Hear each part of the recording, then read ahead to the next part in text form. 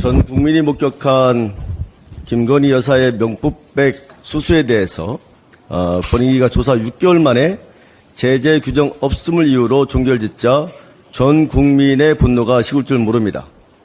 오죽하면 이제 뇌물은 배우자에게 주십시오 이런 말이 나오겠습니까? 부패 방지 권익위법에 의하면 권익위가 접수일로부터 최대 90일 안에 사건을 처리하도록 규정하고 있습니다. 하지만 6개월이 걸렸습니다. 청탁금지법에 의하면 배우자에 대한 처벌 조항은 없지만 이를 알면서도 신고하지 않은 공직자를 처벌하도록 돼 있습니다. 하지만 국민 누구도 대통령이 이 사실을 알고 어떤 조치를 취했는지 알지를 못합니다. 국민이 납득하고 사건이 공정하게 처리됐는지 아무도 알 수 없다는 것입니다. 그것도 모자라서 윤석열 대통령 대학 동기인 유철환 권익위원장과 친윤파 부위원장 3명이 사건 종결 처리를 주도하면서 일방적으로 김건희 여사 방탄에 나섰다는 보도가 나오니까 발표 이틀 만에 뒤늦은 설명은 더욱 황당하기만 합니다. 김 여사가 받은 명품백은 대통령과 직무 관련성이 없고 설사 관련성이 있다 해도 최재형 목사가 미국 국적의 외국인이어서 신고 대상이 아니라는 겁니다. 핵심 당사자인 최 목사와 김건희 여사는 조사도 하지 않고 어떻게 직무 관련성을 판단했다는 것입니까?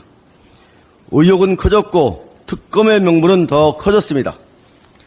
국민이 반부패 국가기관에 대한 존재 이유를 부정하는데 이후에 나올 수사 결과에 대해서 국민 누가 신뢰할 수 있겠습니까? 권익위가 기본적인 행정조사를 해야 할 의무조차 이행하지 않고 종결한 것은 명백한 직무유기입니다. 이번 총선을 통해 국민들이 윤석열 정부를 엄정하게 심판한 것은 지금의 권익위처럼 추락한 정부의 신뢰를 회복하고 반성하면서 고쳐나가라는 준엄한 명령이었습니다.